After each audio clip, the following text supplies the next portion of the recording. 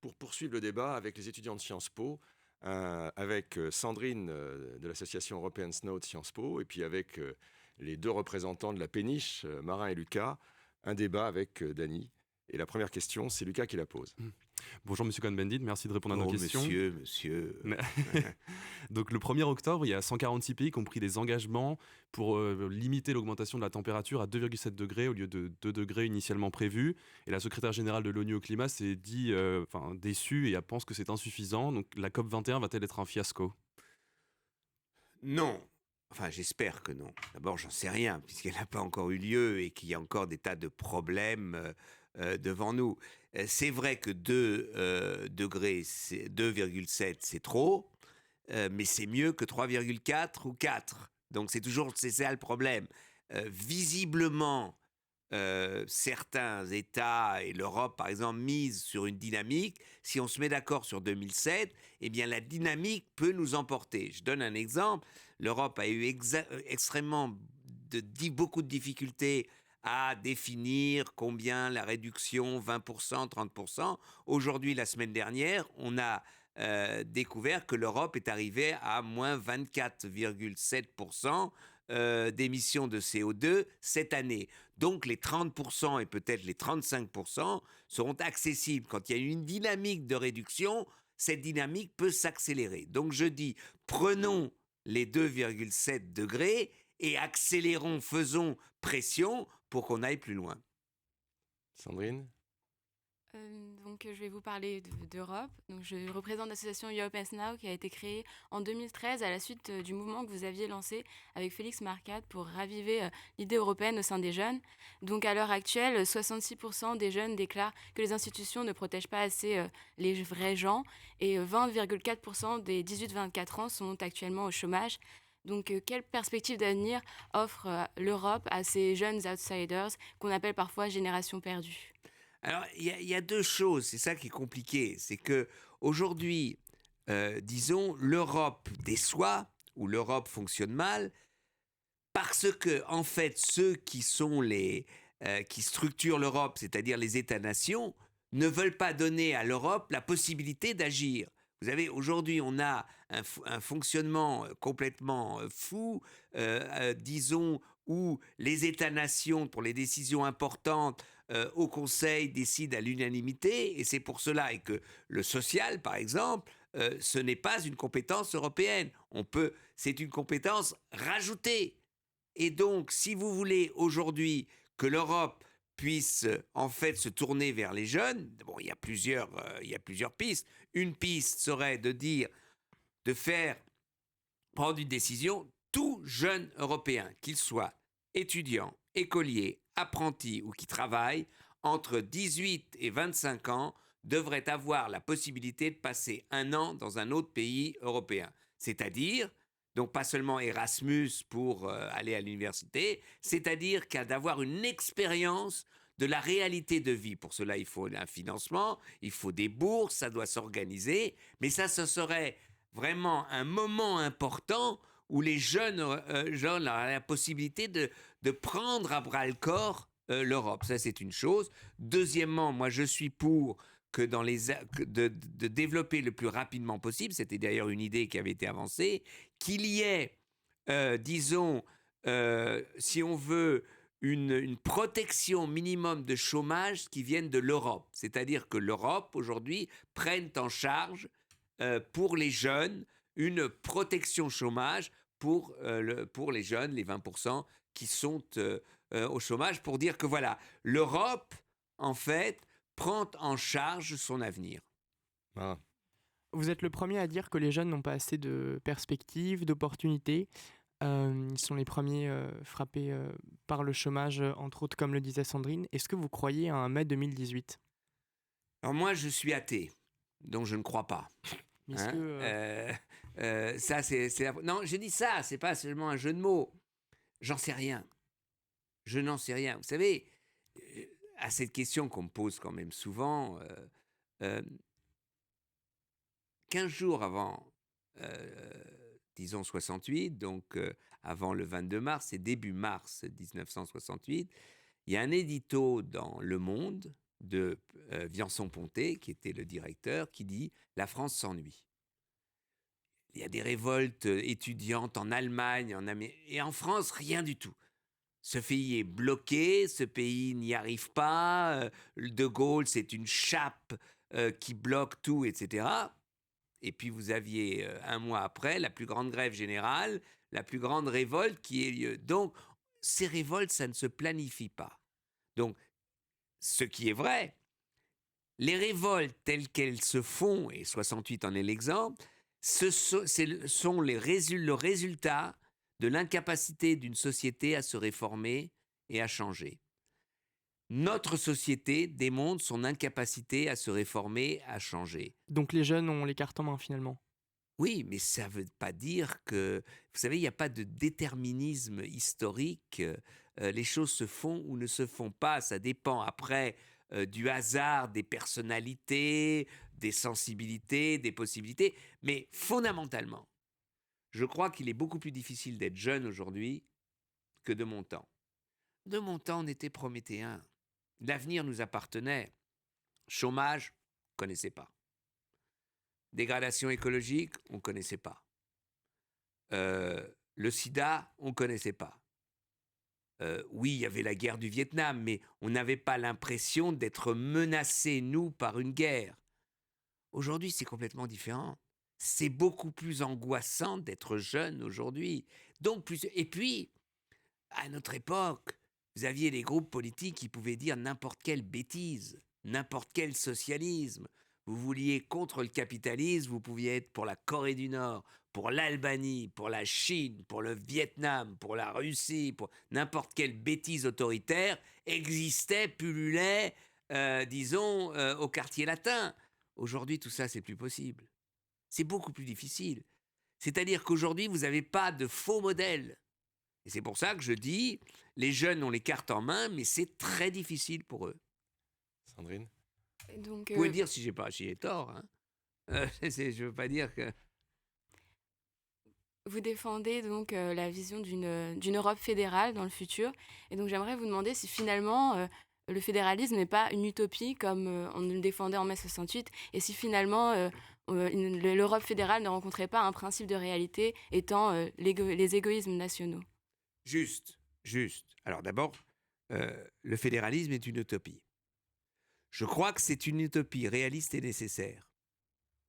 C'est-à-dire qu'il faut savoir, je crois que l'Europe est nécessaire. Je crois qu'au temps de la mondialisation, il faut arrêter de dire la France ou l'Allemagne. Vu l'évolution de la mondialisation, la France aujourd'hui, c'est comme, allez, je suis gentil, Andorre ou le Luxembourg en Europe.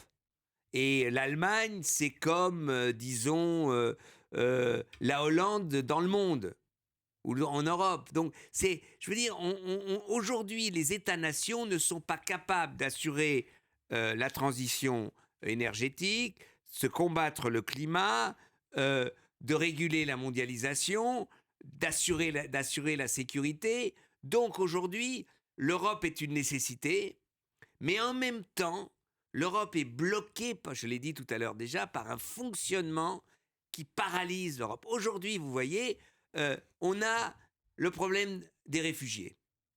Le problème des réfugiés, alors, c'est vrai, c'est difficile, et donc l'Europe devrait trouver une organisation solidaire d'une répartition des réfugiés, comme dans un État fédéral, en Allemagne, les réfugiés arrivent, ils sont automatiquement répartis dans tous les lands. Il y a une clé, c'est très simple, c'est automatique. Et alors, on a maintenant l'égoïsme de certains pays, la Pologne, la Hongrie, la Tchéquie et d'autres. Mais si l'Europe était une Europe sûre d'elle, eh ben elle dirait aux Polonais et aux Hongrois, vous avez le droit de refuser les réfugiés, on ne peut pas vous empêcher, mais alors, réduction de 40% de l'argent des fonds structurels et de l'aide à l'agriculture dans votre pays, parce qu'on a besoin, nous, d'organiser cette solidarité. Donc, moi, je crois qu'il faut une Europe qui fonctionne d'une manière fédérale, c'est-à-dire une Europe avec un gouvernement européen, avec un parlement qui contrôle ce gouvernement, avec une deuxième chambre qui représente et qui est à égalité les États, donc un Sénat européen, et puis et des décisions à la majorité. Regardez, il y a une institution européenne, on aime ou on n'aime pas ces décisions qui fonctionnent d'une manière fédérale. C'est la Banque Centrale Européenne. Vous avez Draghi qui arrive à la Banque Centrale, il a les gouverneurs des pays, il propose quelque chose, il discute et il vote. L'Allemagne, M. Weidmann est toujours contre les propositions de M. Draghi, mais c'est la vie, il est toujours en minorité et c'est comme ça. Si vous avez vraiment 17 pays qui doivent discuter à l'unanimité des fonds pour la Grèce, vous y passez des nuits et les résultats sont catastrophiques.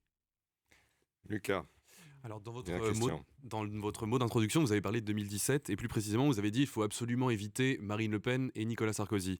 Et est-ce que pour ça, vous êtes prêt à vous impliquer, vous, personnellement, dans cette élection? Au niveau des débats, oui. Moi, personnellement, en tant que candidat, non. Alors, moi, les présidentielles, c'est pas ma tasse de thé, premièrement. Deuxièmement, si de la famille d'où je viens, donc la famille écologiste, s'il fallait quelqu'un qui représente cette famille, le meilleur pour parler aux Français et leur donner, disons, une idée de la dimension des problèmes écologiques, c'est Nicolas Hulot. J'en suis persuadé. Et Nicolas Hulot est bien parce qu'il démontre que l'écologie, ce n'est pas un problème droite-gauche simplement. Il parle à toute la société. Je crois que ce serait un bon candidat. Un bon candidat qui, justement, réussirait à mobiliser les esprits. Alors, je ne sais pas combien il fera, s'il fera 10 ou 12, mais rappelez-vous la première candidature écologiste. René Dumont, qui a fait 2,5 ou 3, il n'a pas fait beaucoup, mais il a marqué les esprits.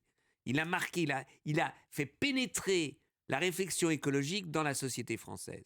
Et je crois qu'aujourd'hui, un Nicolas Hulot ferait un meilleur résultat, mais il démontrerait la nécessité de la réflexion et de la politique écologique en France. Voilà.